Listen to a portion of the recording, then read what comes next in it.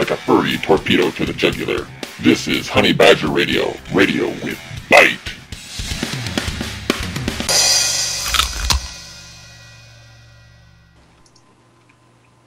Hello and welcome to Honey Badger Radio. Today's show topic is Men and Boys, the acceptable victims of violence. I'm your show host, Allison Tiemann, and with me today is Hannah Wallen, Karen Strawn, Rachel Edwards, Crystal Garcia, and Sage Gerard. Sage Gerard.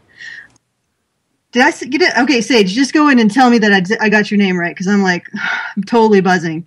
No, it's Sage Gerard. Yeah, you got it. Sorry about that. Okay, before we get into our show topic, here is Rachel Edwards with the news. Go ahead, Rachel. All right. Deadbeat dad ordered not to procreate. An Ohio man has been ordered not to procreate. A sim tailor has been asked to not have any more children until he can pay the $100,000 he has accumulated in child support payments. The father of 4 could be thrown in jail if he impregnates another woman within the next 5 years he's on probation. The judges had this to say, quote, whereas here, the defendant has demonstrated a long-term refusal to support multiple children by multiple women, notwithstanding his ability to work and contribute something for their care. An anti-procreation condition is reasonably related to future criminality. He plans to appeal on the grounds that he has a constitutional right to procreate. CAFE becomes a registered charity. The Canadian Association for Equality has become the first registered charity in Canada with a mandate to bring awareness to the issues facing boys, men, and fathers. For those of you who aren't familiar with CAFE, they are the group that has been hosting men's issues seminars at Canadian universities in Ontario, with plans to extend the seminars across Canada. CAFE focuses on finding positive solutions for issues facing men that does not shy away from questioning the current gender orthodoxy holding sway in academia and government. Congrats to CAFE. This represents a big step forward for the recognition of the legitimacy of the problems facing boys and men. Rent-a-gent. The concept of renting companionship is not a new one. Japan is filled to the brim with maid cafes and clubs catered to this booming industry, so it is no surprise that this is taking hold in the U.S. For $200 an hour, a woman can rent a boyfriend. They come from a variety of different professions and must have charm and talent to pass the rigorous application process. When asked whether this was male objectification, the founder had this to say, quote, "It's the modern world, and we have lots of different options," unquote. One has to wonder what this might be saying about society. Are we finding the pursuit of companionship to be too troublesome to be worth it? With Japan's birth rate rapidly declining, one must wonder what this will mean for us and the future. And thank you, Rachel Edwards, for the news. Now, once again, the show topic is Men and Boys. In regards to the secret waiting lists in Veterans Administration hospitals. And I'm gonna hand the mic over to Hannah to give us a summary and a rundown of that particular situation. So go ahead, Hannah. In recent weeks, a scandal broke that would shock the nation. Many of us knew the obstacles that veterans faced when seeking health care, but few knew just how deep the problem went. Amidst the usual bureaucracy of several VA hospitals were hidden waiting lists. These lists forced veterans to wait weeks or months before receiving treatment, while they falsified records, they being the administrators. As a result, needless deaths have taken place. Even now, there are people rushing to destroy incriminating records, making it near impossible to see just how far this corruption goes. The most stunning revelation of all is the anonymous doctor that brought this to our attention. There is no telling how long this might have gone unchecked if they had remained silent. As many as 8 hospitals are facing allegations of hidden delays that proved to be harmful and even deadly. Far too often we hear stories of the ways in which government treats veterans. We lay back and accept them as collateral damage for the greater good. What this tells us is that the government has no problem discarding people when they see fit, especially when they are men. They break men physically and mentally, telling them that it's in service to their country, only for them to return to a country that views them as pawns for political ends. They live and die for their country. The question is, when will their country be willing to return the favor? And that is a very, very good question. Of all the male disposabilities, the issues of male disposability, the issue of the way that veterans are treated really, really bothers me a lot. There's just something about it that seems endlessly unfair and unjust. And with that, I'll just go ahead, Hannah. Say what you want to say. Well, there's another thing I need to add to this, because it's a news story I found recently. This is not new news. It is new news to us, the general public, but it's not new news to the people in charge, all the way up to the White House. And I'm not just talking about this White House. This was known clear back during the Bush administration. They knew there were issues during the Bush administration. And of course, I got this from a slanted news story from a site that is more anti-Obama. But what they said in the story was that Bush warned Obama. The Bush administration told Obama about this back in 2008. And that the Bush administration had known prior to that. So prior to 2008, this was known, and they did nothing. They talked about it. They investigated it. They didn't actually take any meaningful measures to put a stop to it. And it's been continuing all this time. Well, on the, of course, the task forces on college campuses is the priority, obviously.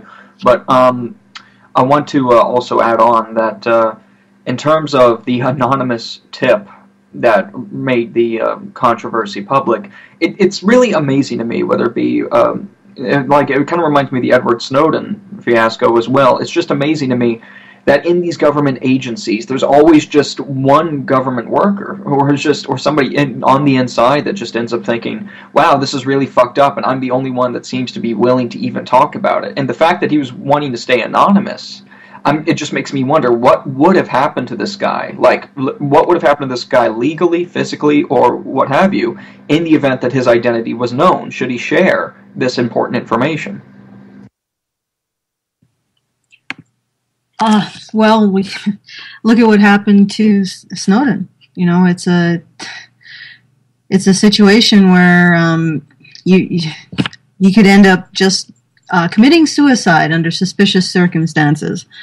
You know, and you're right. It's what happened to protection of whistleblowers. I would really like to know Hannah's opinion on that, on protection for whistleblowers, if she wants to jump in there. When it comes to the government, the problem with protection of whistleblowers is that you're expecting the entity that you're whistleblowing on to protect you from itself. And that's not exactly, it's kind of like, stepping into a lion's cage, just covered in beef broth or something, and expecting them not to bite. It's about the dumbest idea that we would expect whistleblowers within the government to actually have the protection that they are supposed to be afforded, and just trust that that's going to happen. Even in the public sector, I, after going through proper channels for several months at a nursing home that I worked at in the 90s, went to the Ombudsman for the Elderly over abuses that took place in the nursing home, and was harassed and fired for that. And of course, it being a minimum wage job, I didn't really fight too hard over that, because you can replace a minimum wage job. And in the same vein, though, years later, I ended up doing the same thing over fire hazards at a gas station, on a corner with two other gas stations, perfect place for fire hazards, and again was harassed out of my job. And on that note, I actually did attempt to file for whistleblower protection, and pretty much the result of that was that I learned that when you are a whistleblower and you are harassed by the entity upon whom you've blown the whistle, you'd better have full evidence of your harassment, full documentation of everything that happens, because if all of the documentation is in the hands of the guilty party, they're not required to produce it, and you really have no recourse. So even in the private sector, whistleblower laws, it's very hard to enforce that whistleblower protection. You really have to cover your own ass. So I can completely understand why this guy wants to be anonymous, or this female doctor, if it's a female doctor, wants to be anonymous, because chances are that no matter what whistleblower laws there might be involved, there would still be severe retaliation. Yeah. I'm deeply disturbed by the way that they treat veterans, just all the way through. And I think about when you look at the kinds of ailments, these weren't just, minor things. We're talking about things like gangrene and maybe even broken limbs, stuff that needs, attention now. And then waiting months maybe to have that taken care of. And people dying. It just shows how little people can be bothered to care about these men and women that are going into service. It's terrible. Yeah, it is. The idea that they give so much of themselves and don't receive anything in return, not even our consideration and not even our continued concern for their well-being. They come back with PTSD and just screws in their knees, well, not knees, but in their bones and everything, and just being pieced together with duct tape, and then we just discard them like they're nothing. Yeah, I wonder if modern wars, one of the issues that governments have with modern wars is not that they are less deadly, at least to the troops on our side, but that they don't kill these guys before they can come home and become a nuisance as far as they're concerned. And I'm just going to let Crystal jump in right there because I'm sort of jumping over her time. Go ahead, Crystal. It also mixes in with the way we treat our elderly in our society. Not only not all of the veterans are elderly, I understand, but we're talking about veterans who have been in the past wars who are still around with us. And it's just disgusting on all levels, but to see these people who are suffering, who have put, who have dedicated, who have risked their lives and dedicated to what they believed was keeping the rest of us safe. I really don't think, there's no greater slap in the face to these people who have sacrificed everything, that they come home and then they have nothing to support them. It doesn't make any sense at all. You would think, it just shows that the government didn't really care to think of them returning, like you just said, returning alive. There was no plan set up for them being like, oh, well, the people who do return, they might be homeless. They might, they're going to be, ill and, mentally dealing with extreme things. They talk about things that they have to see. Sometimes they've seen children dead and all over. It's intense to have to be so thick in death consistently and then come back and not have any support. I think it's disgusting. Well, one thing that I got a quick story here. Let me go ahead and say I would not recommend that anybody do this because it comes with a lot of risks.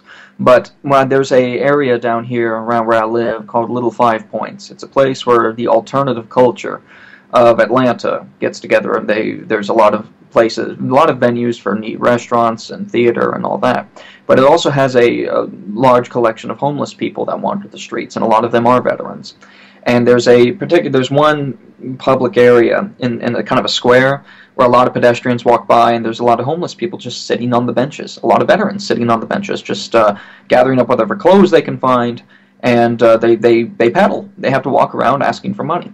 And when I was the reason I'm saying I'm making a recommendation to not do this is unless there's a lot of people around. I went up to talk to one of these guys, and of course there was a risk of being mugged. But I just one of them was, he had a big smile on his face. He was chatting with people, and he seemed nice. And I walked up to him, and he told me his story, and it really is just stories of pain, and the way that they're changing their attitudes in terms of the damage they've taken to their bodies, their minds. And this guy kind of had an understanding that it wasn't really going to get better for him, but he changed his attitude about it, and I'm just thinking, yeah, that's great and all, but I still couldn't help but feel sorry for him.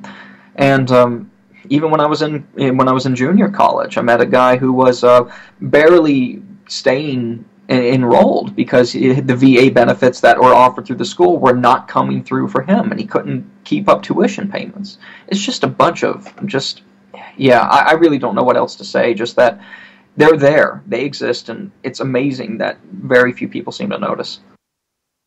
Well, I wonder, other people have done more research on this particular show segment than myself, but as far as I know, there's a different service for female veterans.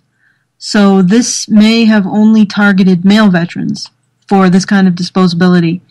Because the two services are separate. I'm pretty sure. I would like to be corrected if I'm wrong. Hannah, do you know for sure? Or Rachel?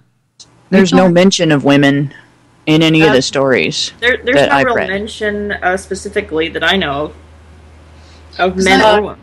I think it's safe to say, given how things get reported, that if there were women involved, they would have been mentioned. They would have been front and center. Yeah, they'd have been featured. Yeah, it would have been an outrage because there were women involved. Frankly, and I'm gonna just sort of take an issue with Allison's choice of words. That it was men who were being targeted. They're not being targeted. They're being ignored, right? And it's a specific. It's a type of ignoring. It's a type of apathy and indifference that is specific to men, but I don't think that it's a conscious targeting of men and saying, "Wah-ha-ha-ha, we're going to ignore these men and let them languish with gangrene." I just think it's just it shows a level of apathy. You're not going to target somebody if you don't care about them, right? Like this is a lack of care. You only target people that you care about one way or the other.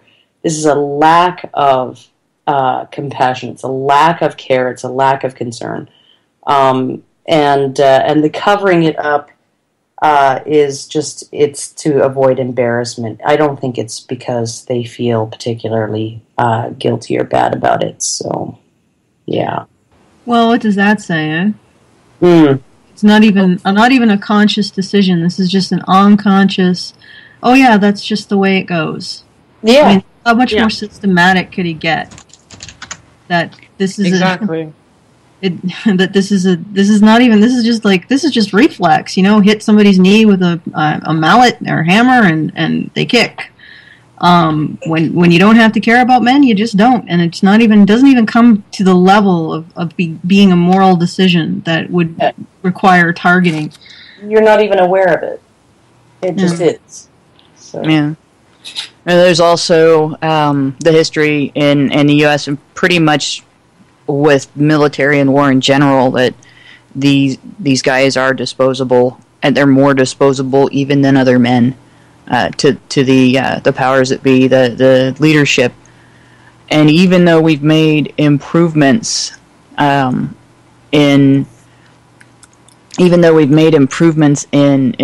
protecting our soldiers, we seem to have difficulty employing those.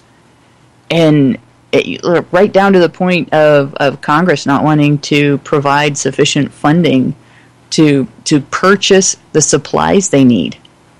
So there's still cannon fodder. Even though the government has done everything it could in the United States to create the appearance of caring and to create the appearance of providing the tools they need and taking care of the soldiers, to the government, they're still cannon fodder. And the public has pretty much been trained to think of them that way too. And then when you get cannon fodder meets disability, just humanity in general has a really shitty attitude when it comes to disability. People are uncomfortable with it if they don't suffer from a disability themselves, or they don't understand the disability per se. Like if you run into somebody that has post-traumatic stress disorder, if you do not have it, it's very hard to understand what that person's going through. And so people tend to disregard and shy away from that which they don't understand and that which they're not comfortable with.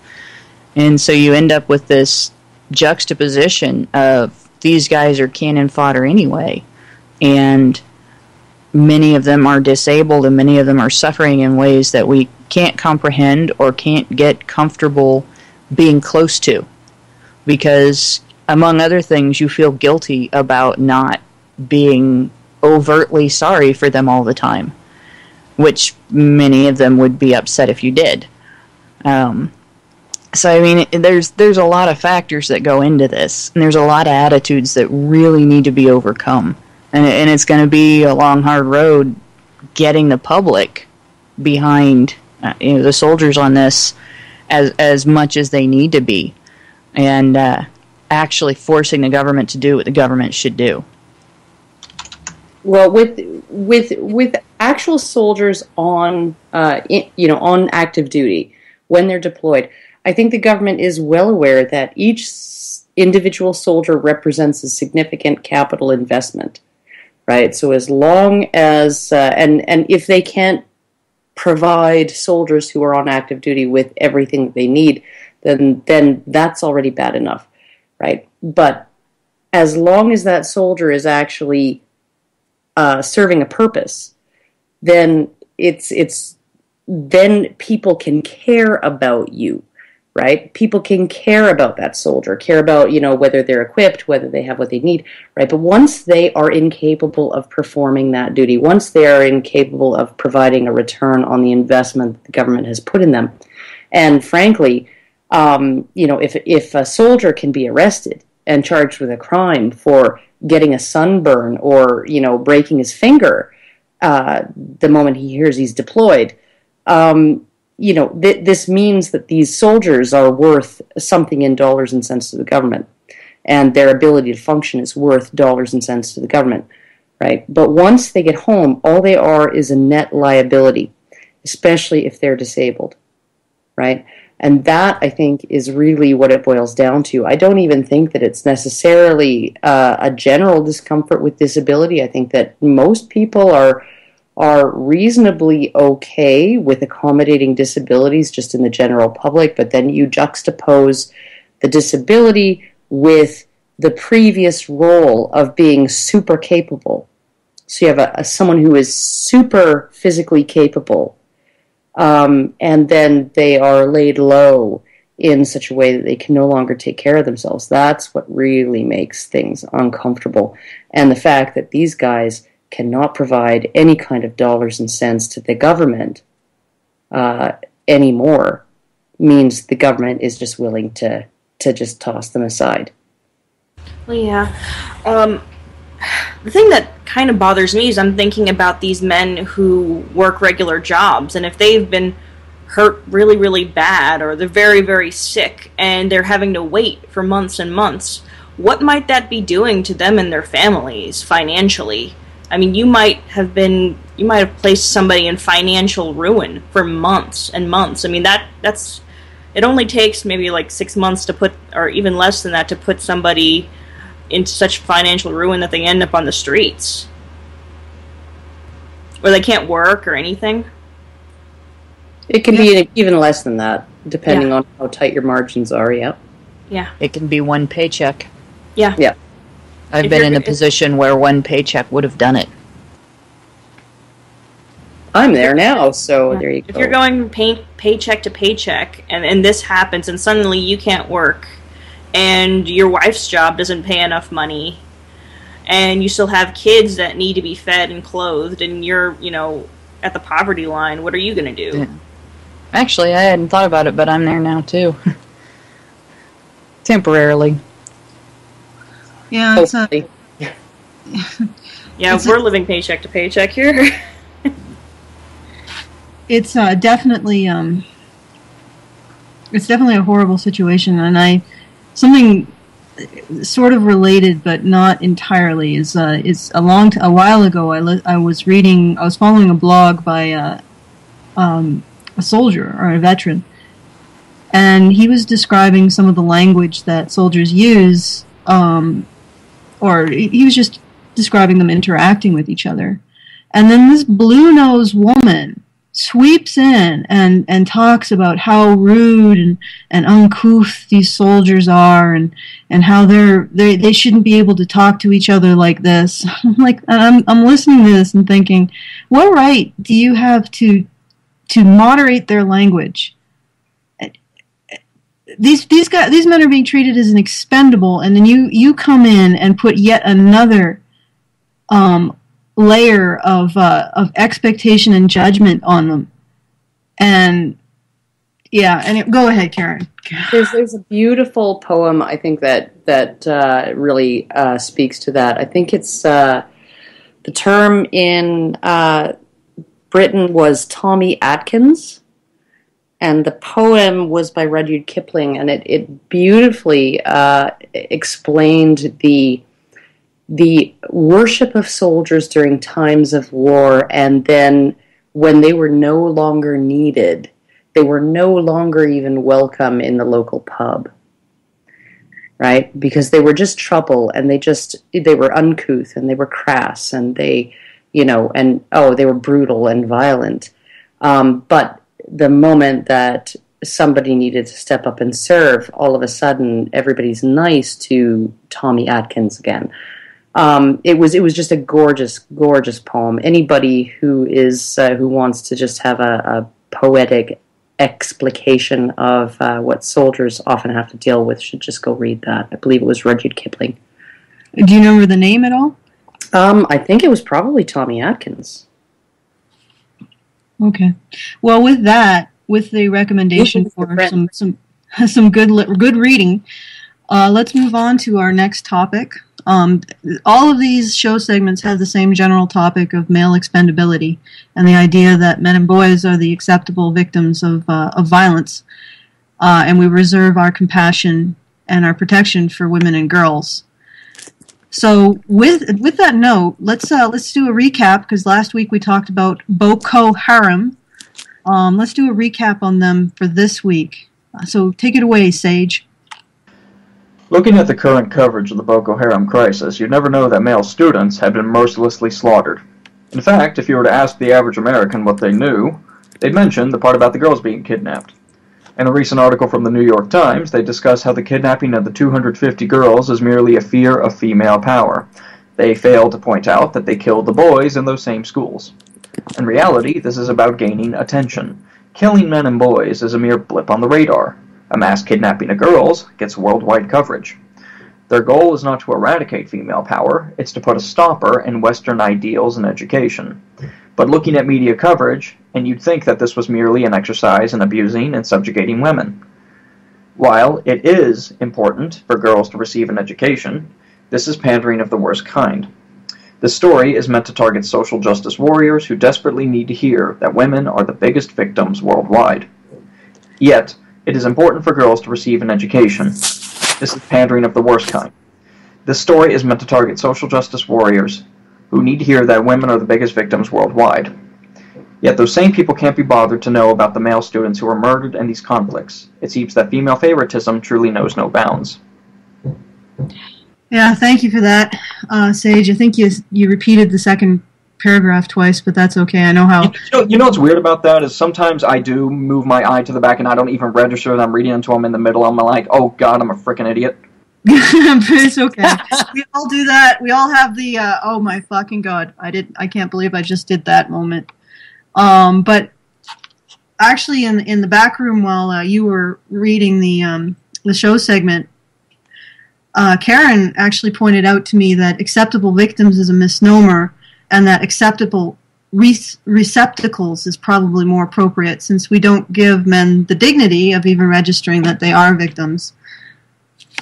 And I think we should all just try to say acceptable receptacle 5 times really fast. Rapeceptical receptacle. Receptacle. Couldn't even do it once. I just went to the Did you do that on purpose? No, Yeah, no, we don't even consider them victims. We don't. you know me. I can't. I know. I didn't just have fun in there. We consider them targets. We consider them just the appropriate receptacles and dispensers of violence. That's really what we do. They cannot be victims. They can only be perpetrators. So, And then we're astounded when what do? They enact violence and also experience. It's like we give men this social role, and then we're shocked and blame them when they take it up. Yeah, when they actually engage in their social role of being protector, which requires being violent towards whatever you're protecting society from.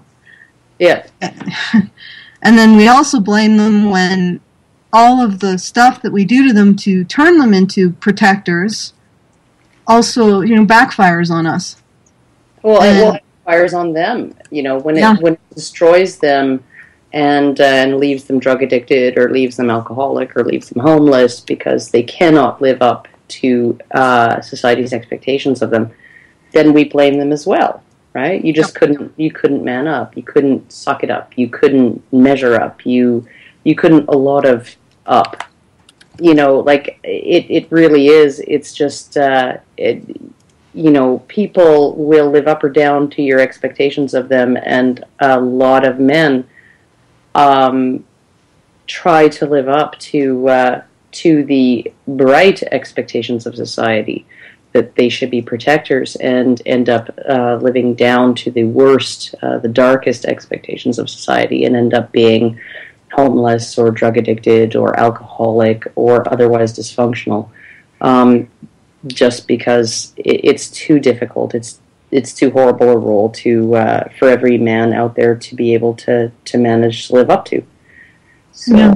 Well, it's a horrible role, period. Some men manage the damage, or maybe can hide the damage better. But I wanted to point out, you're right. It's like for every one man who lashes out at someone else, another 20 put a gun to their own mouths.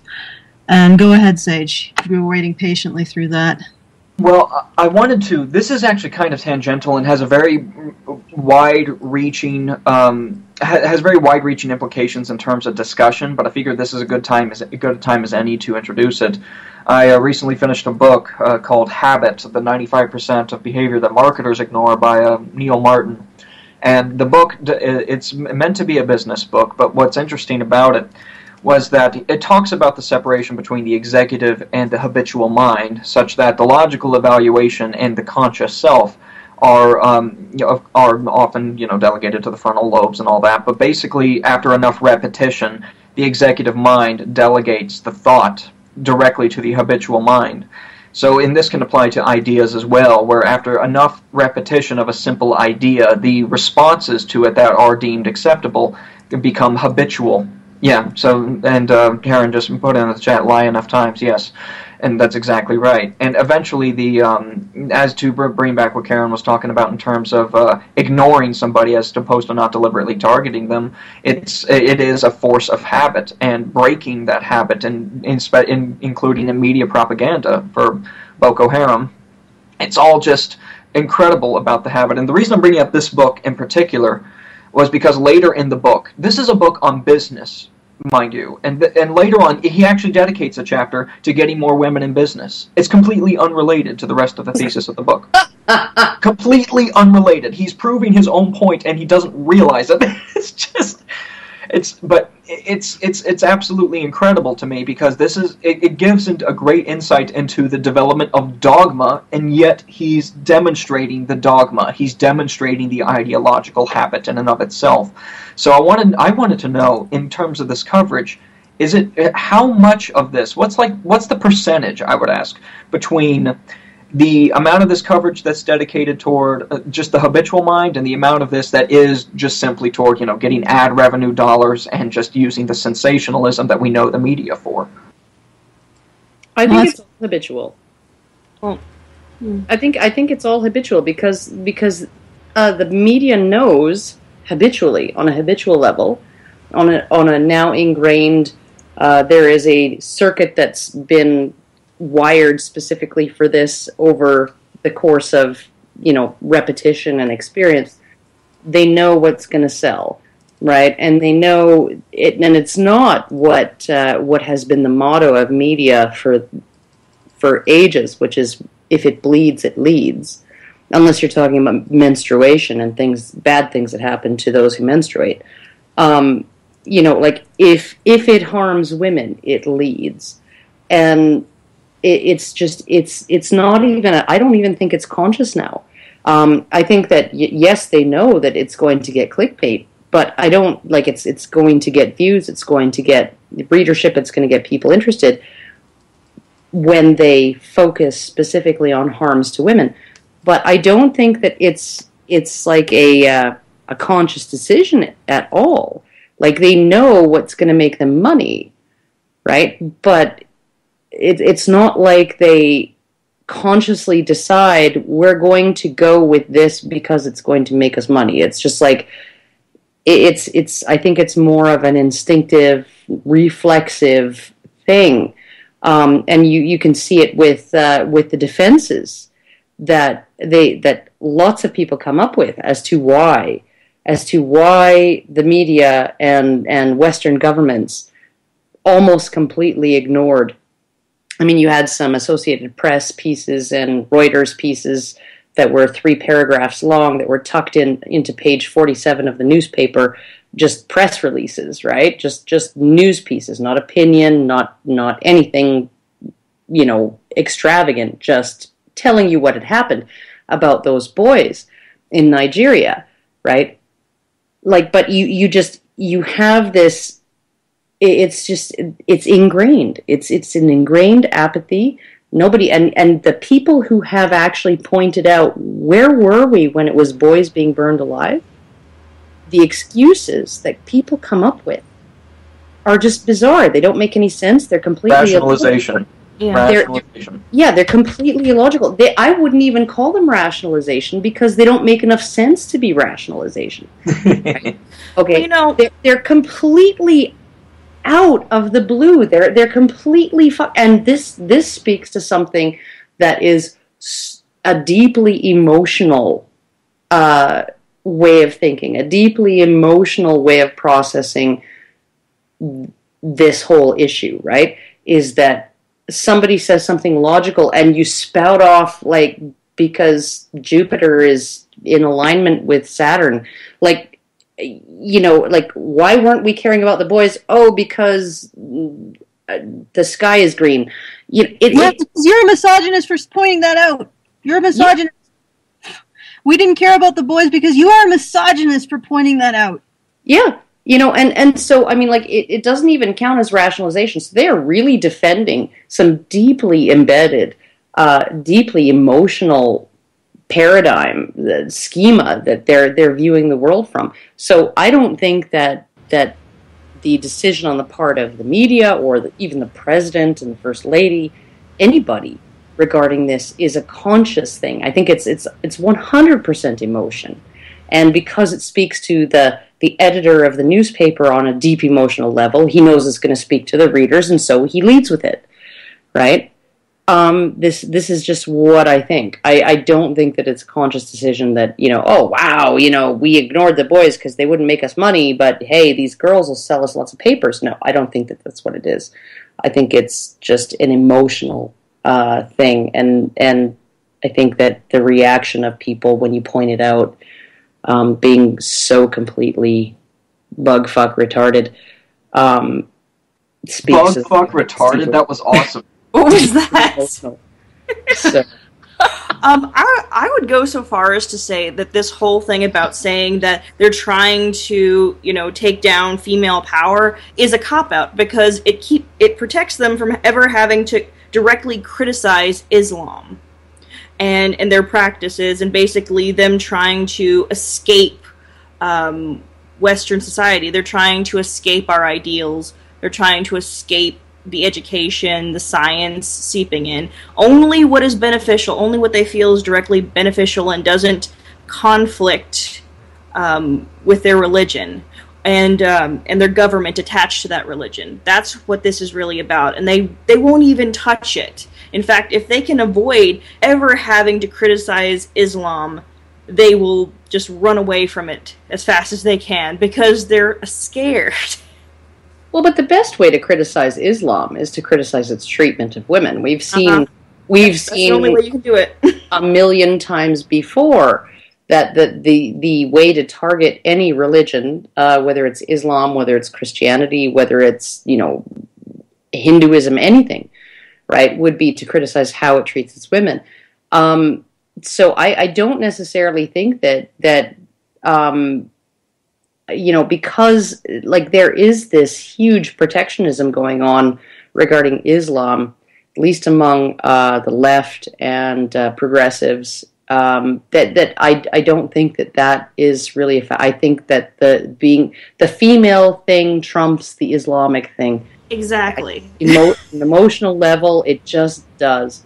They're willing to criticize Islam in this one instance grudgingly, just because it's directly and unequivocally harming women. So, yeah. Well, sorry. Did you want to continue, Rachel? Well, I mean, that's the only way that it's acceptable for them to be allowed to even criticize religion. I mean, you even have people. You remember the FLDS? They couldn't really say anything about that until they found out that there were a whole bunch of just young girls that were being married off to older men. Yeah, no, but the boys, not the years of racism or the polygamy or any of that, or the child abuse or the boys that were raped, or the boys that were basically taken from these communes because they are now superfluous and just dropped off in the middle of frickin' nowhere at age 17. They have like an 8th grade education. Actually, no, not even an 8th grade. Yeah, I think maybe as high as 8th grade education. They can't get a job, and they're stuck out there in this world that doesn't want them and has no place for them. Yeah, don't care about them. Just care about this situation and this lifestyle because suddenly women are involved. Yes, I think I understand where you're coming from, though, Rachel. The way that the media has approached this by saying that this is a war on women sort of de-emphasized the fact that this is an Islamic sect waging a war on the encroachment of Western society into or Western cultural values into their society, and that is sort of a sly way of de-emphasizing the real conflict by emphasizing what they're doing to women. Which it could be a subtle way to avoid criticizing Islam directly. Well, if we're waging a war on women in the West, then heck, Yeah. Well, there's another aspect to this that's not really getting discussed, and it's a couple of years ago, the New York Times did an op-ed where they blamed the conflict on the Nigerian government. And there's a dynamic involved here that is not really being discussed all that much. There is a religious conflict between, specifically religious conflict, not just a lifestyle conflict or what, between the Nigerian government and Boko Haram. Nigeria's president was Christian. And this is something that they can criticize Christians. They can pretty much demonize Christians because Christians have been they sort of ended up in a majority in the United States, and apparently that made them privileged. But because the Boko Haram group is associated with a religion that, even though in the world it's kind of a majority religion in comparison, is considered a minority religion, it becomes kind of fodder for victim politics. So you have this situation where they're not supporting them necessarily because they're behind what they're doing. They're not supporting them necessarily because anybody's against them is wrong to be against them. They're actually getting involved in somebody else's religious battle, one where we don't have any business getting involved in, and we're not going to fix things by getting involved in it. What we're actually probably going to do as a nation by getting involved in this is making things worse. And especially if we interfere in which side has greater power. And as horrible as it is to talk about the atrocities taking place in this country, this is not it's not abnormal for war there. And we cannot fix every nation's problems. We can't fix everything that everybody does wrong. We can not help them do it. We can not fund it. We can not encourage it. We can criticize it. But the idea of influencing their politics through hashtags and selfies is kind of ridiculous. And especially when you look at it as an age-old, hateful on both sides, religious conflict, and a conflict between a governing power and another faction that wants to become the governing power.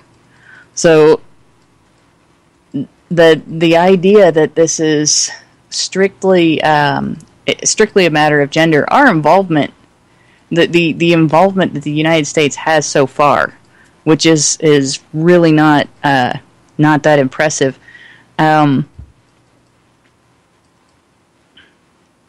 Okay, you can't type "we're the idiots" in the chat box and expect me to maintain my. Oh yeah, I know. Sage, what are you doing? Sorry. I was derailed the train of thought. Well, I'm sorry. I'm sorry. Our involvement is ludicrous. I'm sorry. It's okay. I just want to. Our involvement is I was waiting in line here. Ludicrous because you want to hear? Yeah, okay. Go ahead. Go ahead. Our involvement in this is completely ludicrous because what we're doing, or what I shouldn't say we. What Michelle Obama is doing with this hashtag is she's got this cute little Band-Aid, and she's gone over to this huge gaping wound, and she's waving this lovely cute little Band-Aid in front of the huge gaping wound. And if there's any change... It's a Hello Kitty Band-Aid. Yeah. Hello Kitty. And if there's any change in the huge gaping wound, whether it's better or worse, whether it spreads to other areas of the body or whatever, she's going to be like, look, I fixed it! Well, okay, but the hashtag and the selfies, right? None of that was to do with anything. Like, none of that was intended to make any kind of change in or affect anybody in Nigeria. What the hashtags and the selfies are designed to do is to generate a deep public outrage in the West, to put pressure on Western governments to go and intervene with force. That's what the selfies and the hashtags and the sort of the social media campaigns are designed to do. Right? Yeah, more politician warmongering. And the fact that Michelle Obama is participating means that she wants the U.S. to act. Right? She absolutely, and probably her husband does too, wants the U.S. to act. She just needs enough public support to have a green light for the U.S. to go into yet another foreign territory and interfere in yet another foreign internal squabble, right? And commit U.S. troops and commit resources and the whole bit, because she sees her daughters in these little girls or something. Because they're girls. Okay, they're able to manipulate using them because they're girls. Like I don't think Michelle's part in this is like, we want an excuse to invade Nigeria. I don't think that's what it is, right? I think she actually has genuine feeling for those girls, as unfair and lopsided as her feelings are, as sexist and biased as they are. I think she genuinely has feeling for those girls, and that's why she has participated in, arguably spearheaded this campaign, right? but it's to generate enough public support so that the U.S., the people in the U.S. will be willing to tolerate U.S. troops being sent over there. You know, our boys being sacrificed to save these girls, all of those things, right? So, I mean, Well, All right. Okay, yeah. Karen. Just to speak to that, I've always found it funny that we send men to die to save women from violence. But here, Sage has been waiting patiently. So hi. Yes, get in there. Get in. Okay, push it in there. Push it. So basically, what I wanted to observe here is that this Canadian scholar Adam Jones had previously documented that in times like this, the media would often do one of three things in order to get men out of the media and to create this level of emotional need or emotional backlash in the public, and it's either incidentalization, exclusion, or displacement. And in incidentalization, that just means that men are kind of put in an area of the article where it doesn't seem like it's a very serious, but with displacement, that's when you hear like the miners trapped in the cave. That's when they're referred to as miners and not men, or prisoners but not men. But the thing that I noticed that was interesting was that when Adam Jones was talking about the other genocide coverage, like in the Kosovo War or Srebrenica or Rwanda, he would talk about stories that would do like one or two of these things. But in this Boko Haram thing, all three happened. Like, it's almost as if that it seems to me that the number of media tricks increases in proportion to the emotional impact.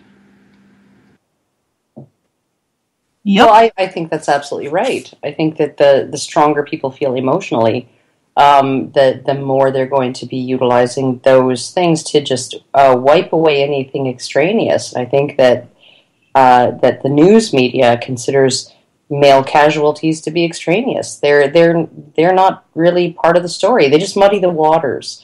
They distract attention from the more important things, the more emotionally charged things.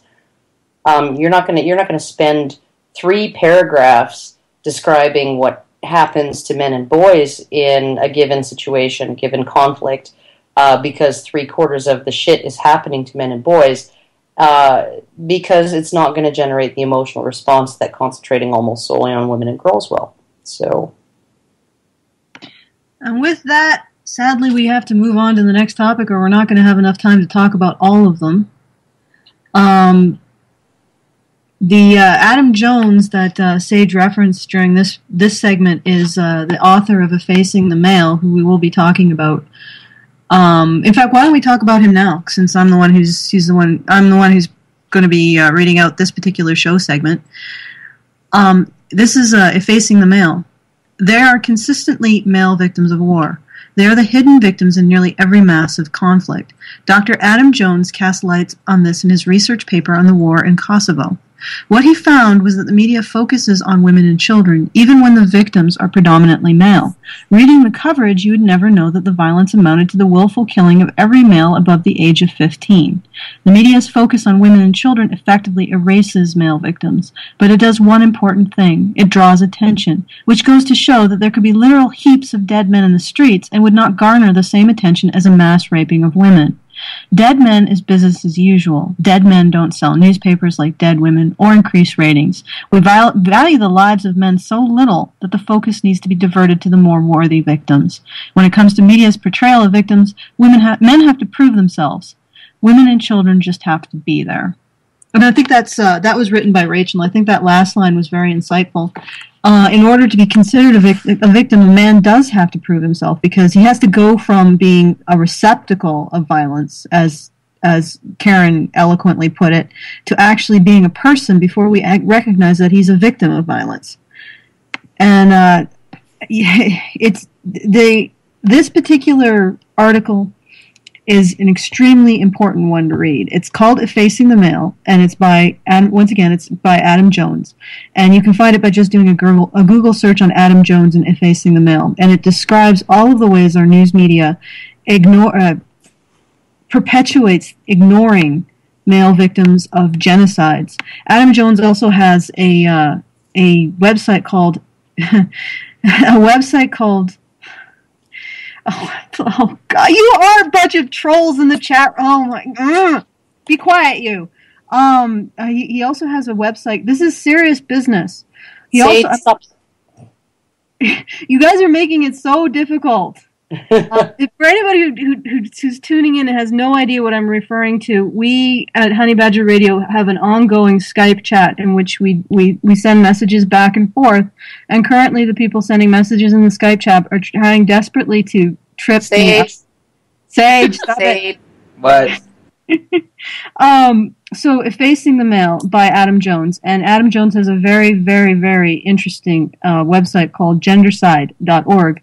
And if you go there and take a look at it, you can see how often men are targets of gendercides, in which women and girls may be raped, but they're spared being killed.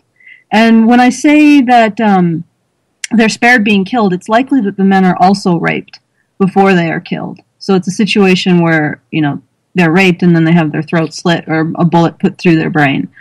But that's a great website. It catalogs a lot of different gendercides throughout history, and if you go there, you'll see how often, 99% of the time, men are the objects of gendercides.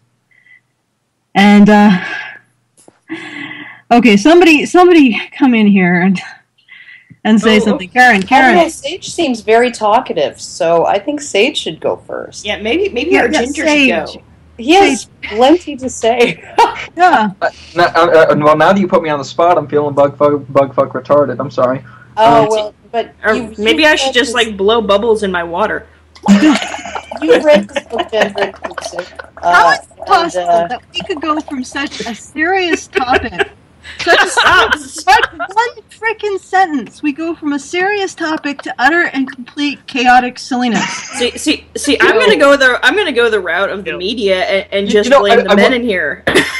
Okay. I'm just kidding. I'm kidding. I don't know whether to be sorry or not.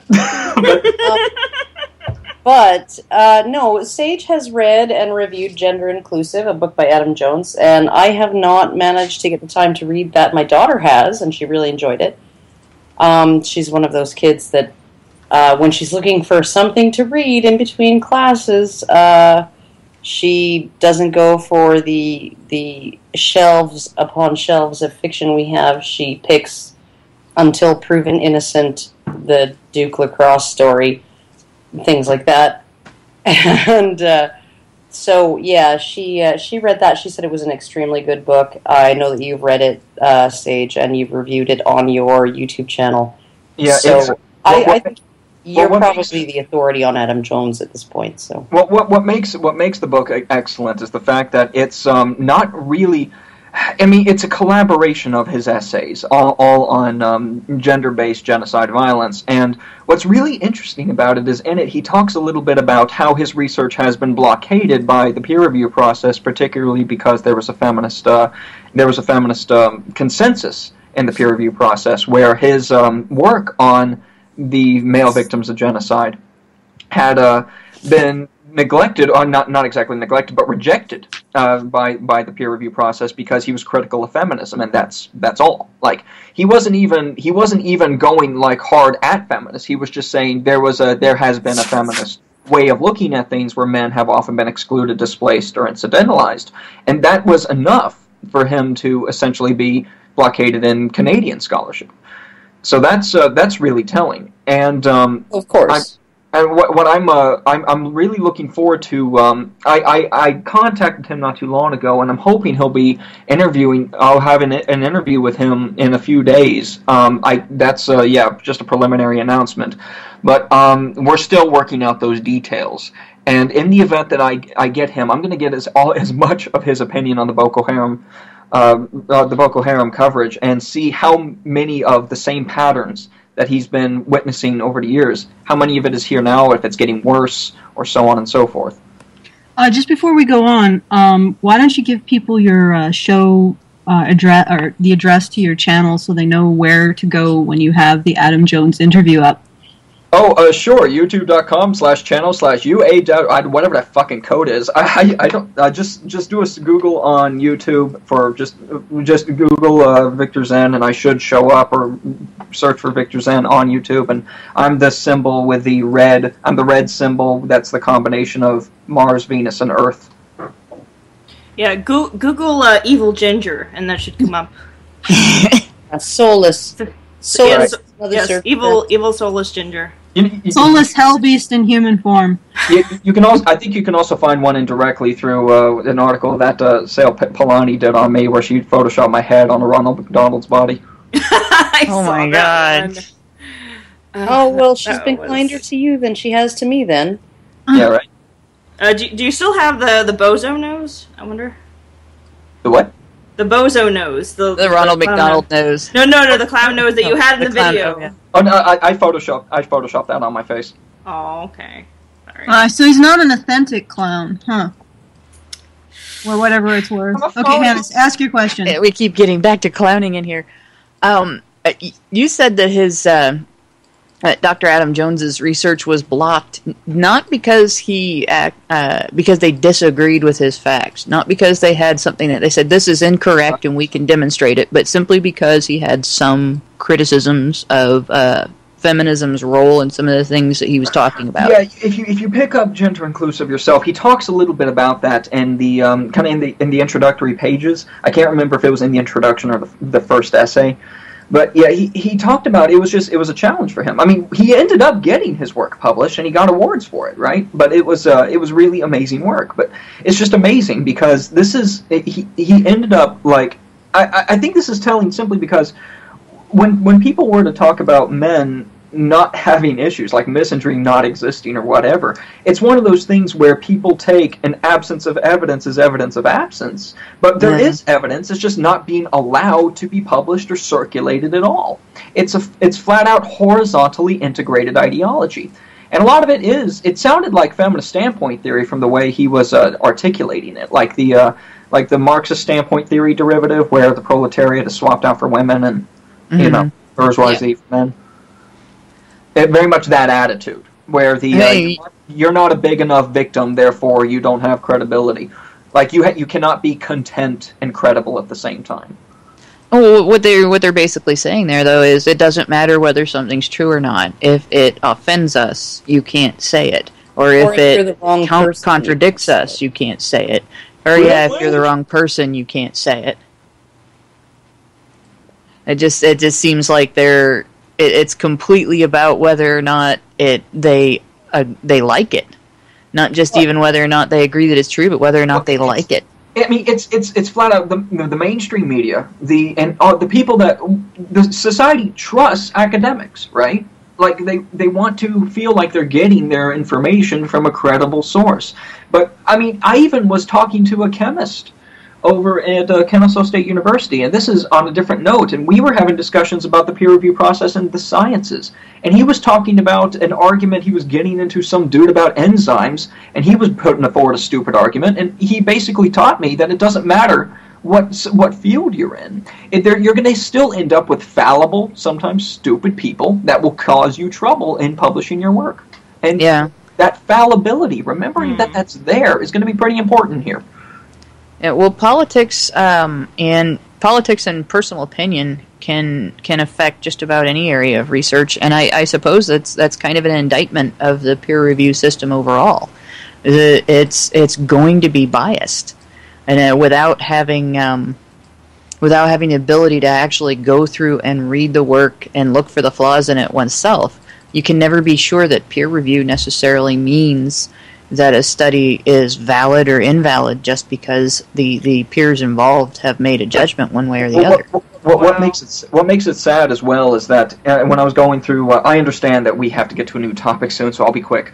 But what's sad is that in the databases over at KSU, I was doing independent research there, and whenever I would find the things that talking about men in terms of their victimization, all the articles almost start the same way in the abstracts. There is almost no research in this area. That's what they're all saying. And these are from like different universities. So that they're fragmented, they're not connected to one another. They don't know what other research is available because it's not getting published. So they're just basically all coming in like, okay, I think this is original research, and they post it up there. And it's actually a pretty pitiful sight.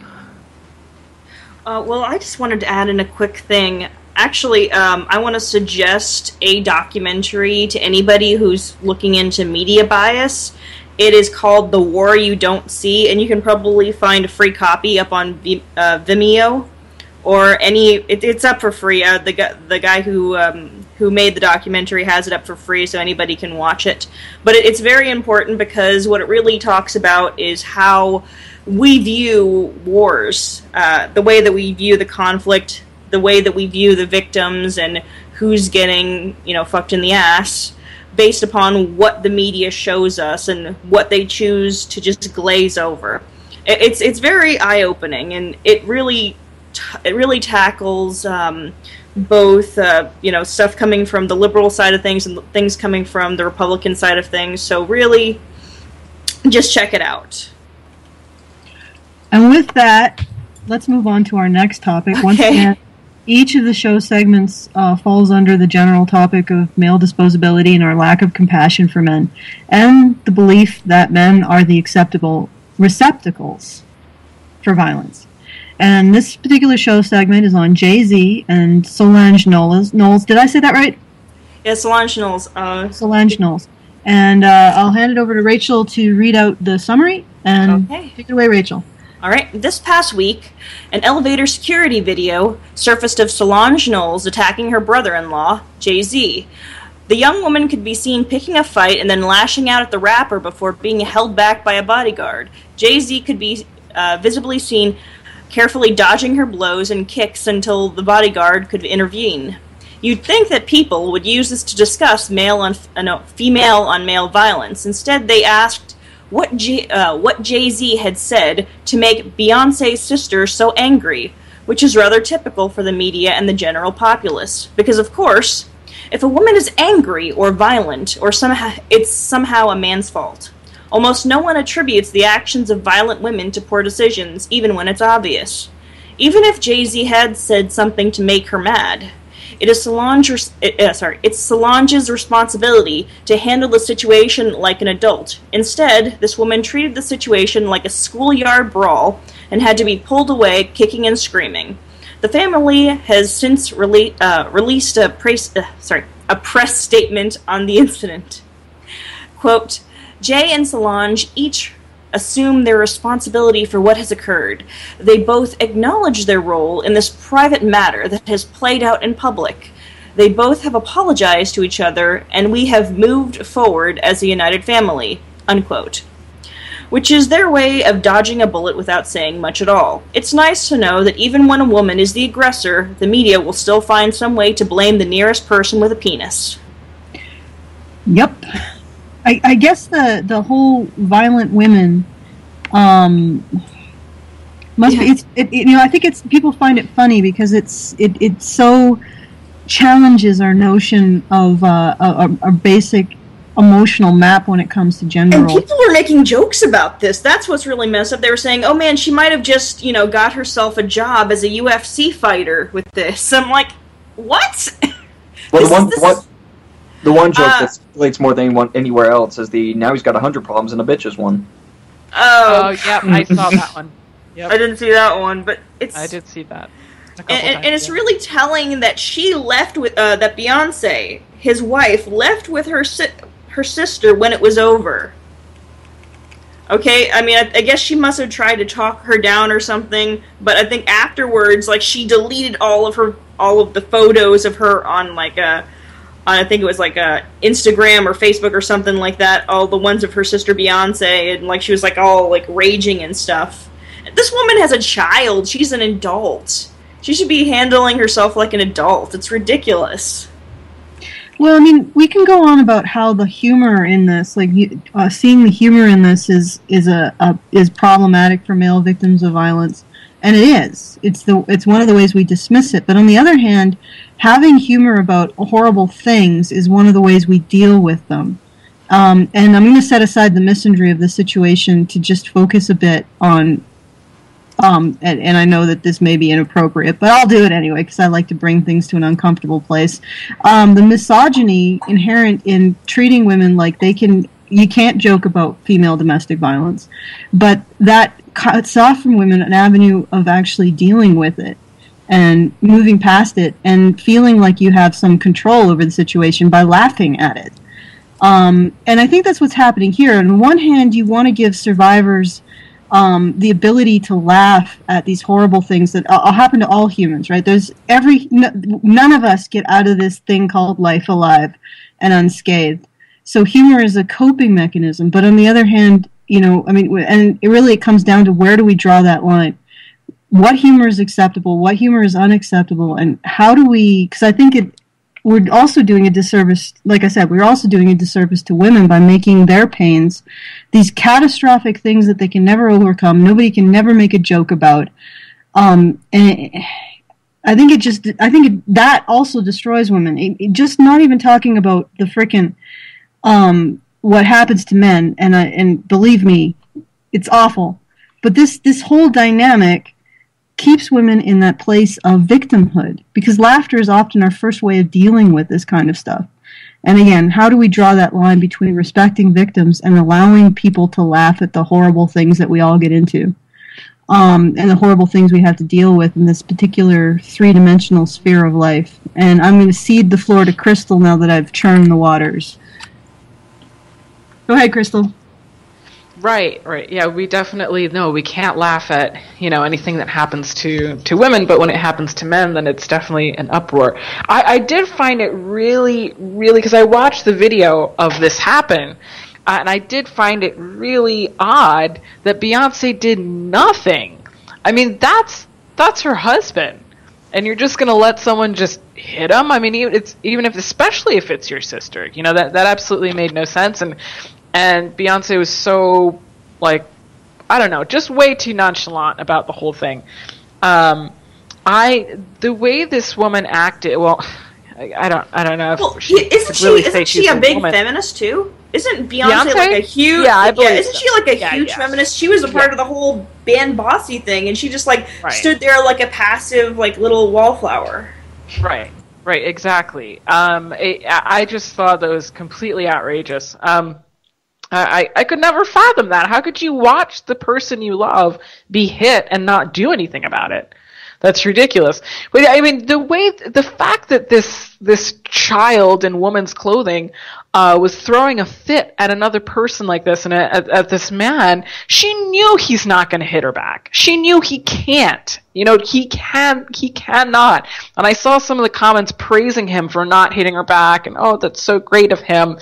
And there was nothing actually discussing, wow, this woman is really psychotic. She thinks she can get away with hitting people, and that's completely acceptable.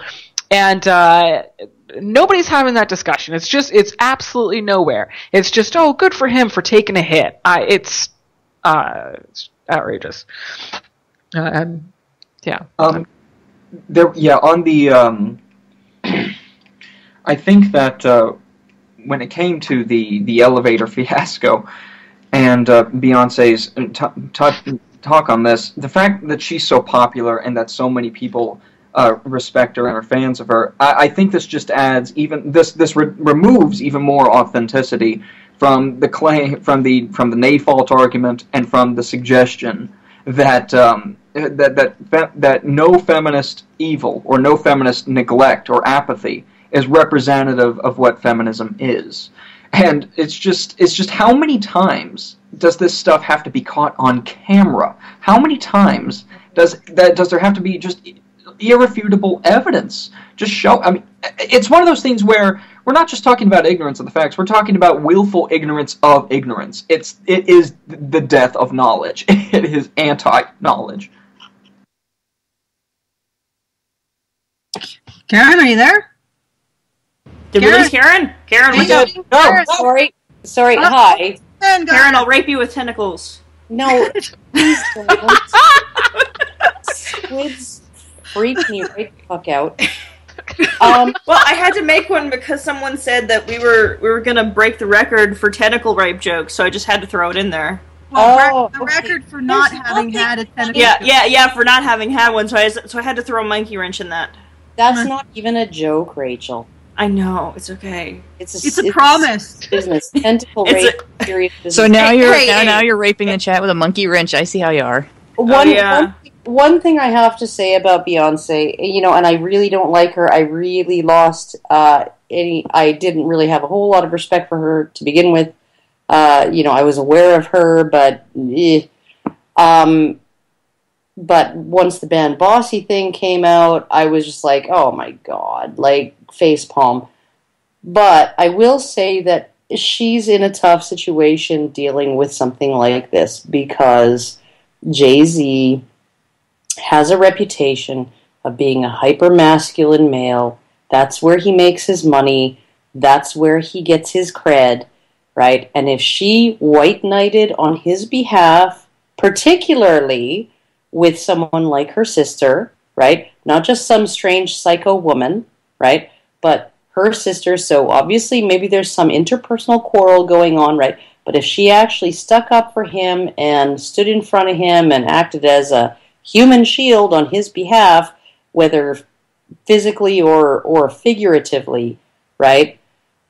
I think that would have damaged his cred, right? Sure. And I think that it's unfair to put her to automatically judge her in her non-response in this instance because of the particulars of the case being what Jay-Z's reputation is built on, which is being hyper-masculine and, having a woman fight his battles for him would just bring him down 800 notches in the public eye.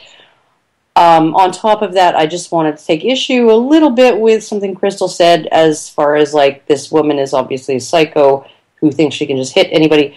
If a woman thinking she can hit just any man is a psycho, then 90% of women are psychos. And I don't believe that. It's not that they're psychotic because they think that they can hit other people. The culture allows it to happen. The culture allows women to do it, right? I think that it's not... a woman who hits men is not necessarily psychotic. She's just doing what the culture tells her is okay and appropriate and just fine and blah, blah, blah. Like, I don't necessarily think that she's psychopathic, Solange. Sure. So. I was definitely being a bit dramatic, but but right, yeah. Well, one thing that I want to bring up, since one thing was brought up earlier was that question of where do we draw that line between laughing as a way of coping and laughing as a way that hides victimization. I think you all may remember that there was that video that went viral, that "Why Rape is Sincerely Hilarious," that monologue that guy did, that where he was talking about why laughing was actually something that kept him from recovering. And I think that this, when it comes to any difficult ethical question, the one guide is context, not ideal, and not any one particular argument really fits. It's just one of those. It's one of those things where it really depends on the personality of the victim. It depends on the social situation that they're in. I can't imagine there being one answer to this, because if there was, it'd just be like, why would we even have the discussion? Why would it even be a dilemma? Okay, and we do have to move on because we have several more topics to cover and we're running out of time. I wanted to say one thing to what Sage just said, and just as a segue is, I think that if you give people the right to also have their victimization be treated seriously, then you can allow the humor. I think then humor becomes a coping mechanism. It's like your idea about context. As long as the victimization can be treated seriously, then you can allow humor as a coping mechanism. And you know what, Karen, just jump in really quick. Can you be quick? Well, I actually think, one of the things about humor is that, I don't know if any of you experienced something like this, something like, as I've described before, the bully in school who everyone is terrified of, trips and lands with his face in his lunch tray. And every single student who was terrified and terrorized by that bully, right, is suddenly laughing, because in that moment, you're not afraid of him anymore. He's been reduced to something that's laughable, right? And when you say that as long as you're a victim, that the fact that you're a victim is acknowledged seriously, humor can be used as a coping mechanism. I think actually that's a difficult thing, because I think that there are some ways where we take the fact that they've been victimized too seriously, at which point you're never allowed to laugh at it. I think that it's much more healthy to take sort of a prosaic approach and say, you've been victimized, yes, we acknowledge that, and yes, it's horrible, and one day you'll look back at it and maybe you'll be able to find some kind of dark humor in it, or use it, as a way of growing and becoming a more rounded person or whatever, right? You rise above it. But what feminists seem to want to do with female victims is keep them in a state where no humor is allowed, where no commentary is allowed, where no questioning is allowed, where no anything is allowed. The only thing that is allowed is the voice of the perpetual victim who is kept penned within her victimhood. Right, that's all that's allowed. Sorry to interrupt there, Karen, but we do have to move on. I just want to say one thing to that.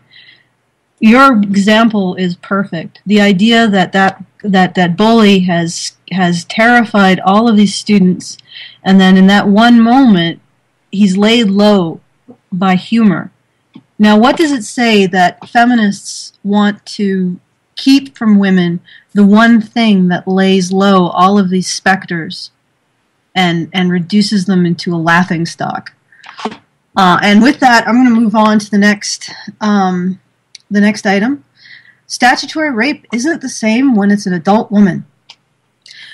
Barbara Ellen earns our nomination for Misandress of the Month in her article about statutory rape. In the article, she claims that statutory rape, where a woman is the rapist, is vastly different from cases where the rapist is a male. Quote, "Do we seriously think that a female teacher sleeping with a male pupil is on par with a male teacher sleeping with a girl pupil? I don't. And neither, I'd wager, would most 15-year-old boys," end quote. I just want to note, girl pupil versus male pupil? Isn't that a little bit of dehumanization there? Anyway, on with the summary. It might be safe to say that the concept of sexual coercion is lost on Barbara Ellen. She assumes that since teenage boys want sex, that the law should treat those cases differently.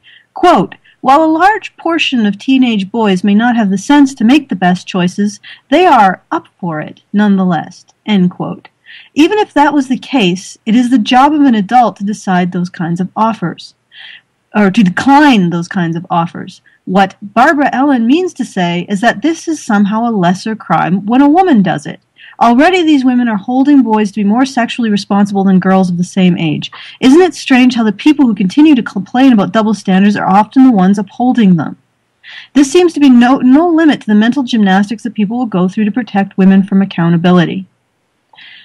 And it is, like, the thing is, if you ever listen to teenage girls in a locker room talking about the dishy young male teacher, and women can be extremely, girls especially, when the hormones start raging, they can be extremely crude about how they describe this stuff. And you're going to say that because boys want to have sex with older women, that makes an older woman taking advantage of a young boy acceptable, or a young man acceptable, but not recognize that girls, like teenage girls, are like they. I mean, if you look at the recent statistics, they want and go after older men. So it works even, that particular excuse, it works even statistically, makes even more sense when applied to teenage girls. Because that's who they prefer. They prefer older men. Go ahead, Karen. Well, statistically also, feminists often make a huge hairy deal about the fact that girls mature more quickly than boys. This is the excuse as far as girls leading in reading scores and social cognition and all of these things, right? Oh, we don't need to make any extra efforts to help boys because it's just natural that they mature more slowly. And yet at the same time, they will say a 15-year-old girl is less mature than a 15-year-old boy when it comes to deciding whether they want to have sex with an adult. So it's not even just a clear-cut case of gender bias here. It's actually a more heavily weighted case of gender bias because she's not just being biased based entirely on sex, but she's being biased against everything we know about adolescent development and the fact that boys mature more slowly than girls do. So one would argue, and you can even see this in medieval times, age of consent laws. The age of consent was generally 2 years to marriage, not sex, was 2 years older for boys than for girls. It was an acknowledgement that girls mature more quickly than boys once they hit adolescence. But yet she's tossing that out the window. I mean, she's basically saying that a 15-year-old girl is incapable of consenting to sex, but somebody who is at the stage of cognitive development of a 13-year-old girl, but who has a penis, is up for it. And therefore it's not a problem. And this is also a huge instance of feminist hypocrisy. You think about it, what she is basically articulating there is what they say one of the things they say when they start talking about rape culture. This is one of the things that Reddit's men's rights gets upset for with. Well, I don't know if you can pronounce. I think it's TRPCC for pointing out, but this is an instance where he is right that they're very hypocritical in their discussion on rape culture, in the claim that rape culture is the idea that boys want sex and that girls are going to resist and are supposed to resist and not supposed to want sex. And this is when when they're trying to blame guys, when they're trying to blame society for the existence of rape and for the prevalence of rape and for it being as high as they claim it is, they will turn around and say this is one of the things that causes rape to happen, the idea that boys automatically want sex, so they're supposed to want it, and therefore they go out and try to take it. And here then, when they want to excuse rape, when they want to excuse any kind of sexual predation by women, they turn around and use exactly the same dynamic that they're claiming is a culture that tolerates and encourages rape when they're complaining about it. So the situation is they're using exactly the same thing that they articulate. They're using exactly the same thing that they complain about. And the other end of it is they're also really belittling the women involved at both ends of this, because they're affording men and boys the ability of a certain level of decision making, and a certain level of responsibility and a certain level of understanding. But then at the other end of it, not just the teenage girls, but the adult women, they're not affording them that same capability of judgment. That the age difference isn't so big. They're not so predatory, and that they're not so capable of necessarily seeing this as a wrong thing, and they shouldn't be as held as accountable for what they're doing. So they're really being hypocritical on a number of fronts there. They really have no business arguing this. I don't see how this doesn't just come right back and slap them in the face every time they do it. Well, the thing that bothers me the most is that they feel somehow that these boys should be more sexually responsible than girls of the exact same age. They're like, oh well, he's totally capable, much more capable of the girls at the same age. And I've heard people even make this argument before with really really young boys. Like whenever they say something along the lines of, oh, whenever there's like a woman has raped like an 8-year-old boy or something. Actually, that's the most ridiculous one I've ever heard. This woman was arguing that this 8-year-old boy must have been really, really precocious in taking advantage of her because she simply couldn't register the idea that a boy might be a victim or that women could be predators. She said he was arguably old enough to consent and could possibly have been the aggressor. Yeah, it's ridiculous. It's utter horseshit.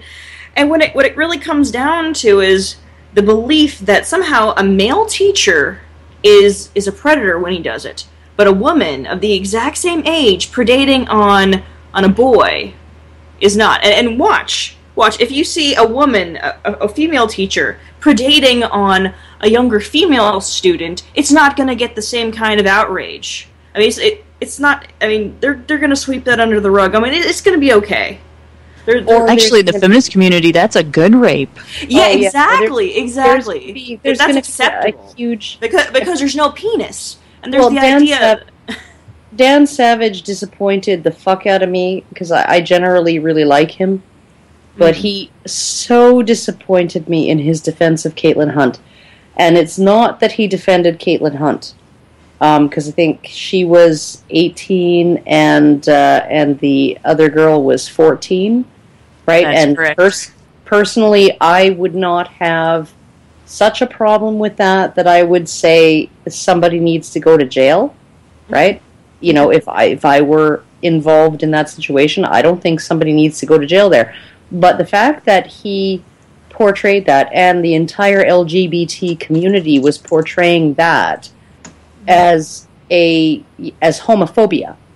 Right, when there in that particular state, there are countless young men who have been convicted of the exact same thing and gone to prison for the exact same thing. Straight men having sex at age 18 with their 14-year-old girlfriends, right?